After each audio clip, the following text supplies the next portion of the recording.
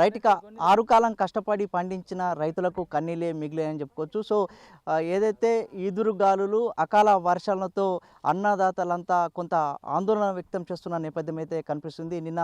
నిన్న సాయంత్రం అకాల వర్షంతో ఈదురు గాలులతో పంట పూర్తి స్థాయిలోనే దెబ్బతింది. ప్రస్తుతం మనం ఏదైతే కుంటాల మండలంకు సంబంధించిన ఏరియాలో ఉన్నాం. సో ప్రస్తుతం మనం విజువల్స్లో చూడొచ్చు.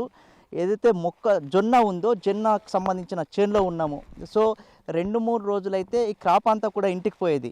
ఇంటికి పోతున్న సమయంలోనే అకాల వర్షం వడగల వానతో పూర్తిగా నేలపాలైపోయిన పరిస్థితులు కనిపిస్తున్నాయి.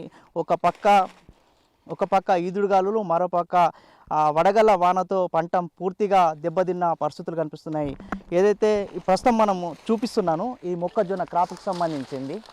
సో ఈ క్రాప్ అంతా కూడా అడ్డం పడిపోయి పూర్తి స్థాయిలోనే నేల కంగిపోయిన పరిస్థితులు కనిపిస్తున్నాయి. ఇదంతా కూడా పూర్తిగా బూజు పట్టిన పరిస్థితులు కనిపిస్తున్నాయి. పెట్టిన పెట్టుబడి కూడా వెళ్తుందో లేదని చెప్పేసి అన్నదాతలు చాలా ఇబ్బందులు పడుతున్నారు. సో ఇదంతా కూడా బ్లాక్ అయిపోయింది. ఇదంతా కూడా ఇది చూపిస్తున్నాం మీకు విజువల్స్లో కూడా.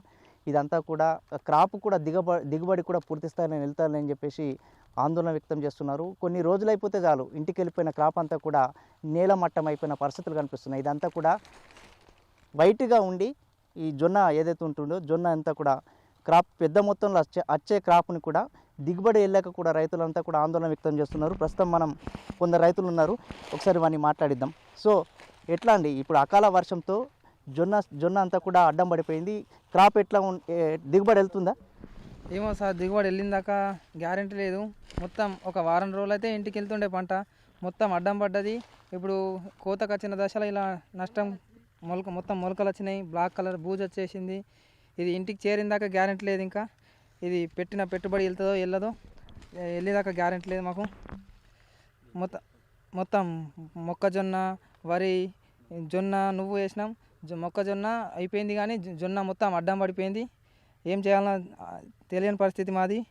ఈ బిగ్ టీవీ ద్వారా గవర్నమెంట్ కొంచెం తెలియజేసి మాకు ఆ రైతులను ఆదుకోవాలని కోరుకుంటున్నాం. సో ఎన్ని ఎకరాలు మీరు జొన్న పంట వేశారు? సో ఎంత మీకు నష్టం వాటిల్లిందని చెప్పవచ్చు? సుమారు ఒక 5 ఎకరాలు జొన్న వేసాము, ఒక 3 ఎకరాలు మొక్కజొన్న, 1 ఎకరం పొలం వేసాము, నువ్వు కూడా వేసాము. కానీ ఈ వర్షాలతో చాలా ఇబ్బందులు ఏర్పడ్డాయి. మొన్నటి వరకు వాటర్ లేకుండే, వాటర్తో ఇబ్బంది ఉండే. ఇప్పుడేం పోయి వర్షాలు పడి చాలా ఇబ్బంది పడుతున్నాము.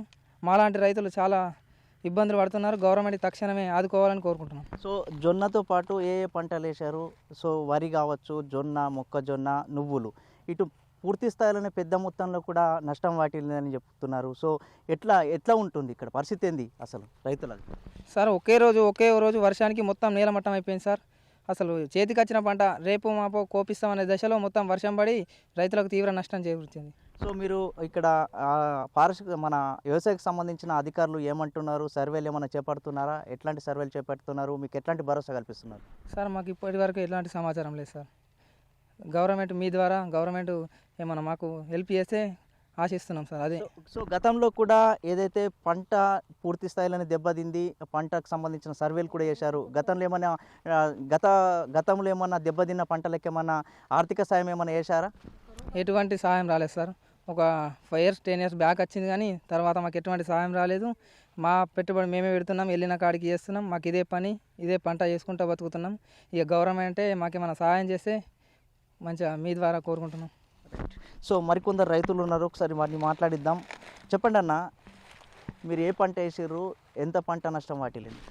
మేము పంట వరి, మొక్కజొన్న, జొన్న, నువ్వు ఈ పంటలు వేసాము. మొత్తానికైతే జొన్న మొత్తం ఖరాబ్ అయిపోయింది, మొలకలు వచ్చినాయి. నువ్వు నల్ల పడిపోయింది. ఆల్రెడీ అక్కడ మొక్కజొన్న కూడా ఉంది. హార్వెస్ట్ పట్టే సమయానికి వర్షాలు పడి మొత్తము పట్టకుండా అయిపోయింది పరిస్థితి.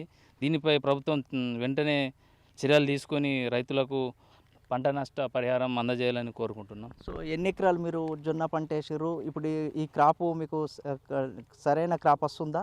ఎట్లుంటుంది? దిగుబడి కూడా మనకు దక్కేటట్టు లేదు. దీని గురించి వర్షాలు పడి మొత్తం నల్లగా అయిపోయినాయి, మొలకలు వచ్చినాయి.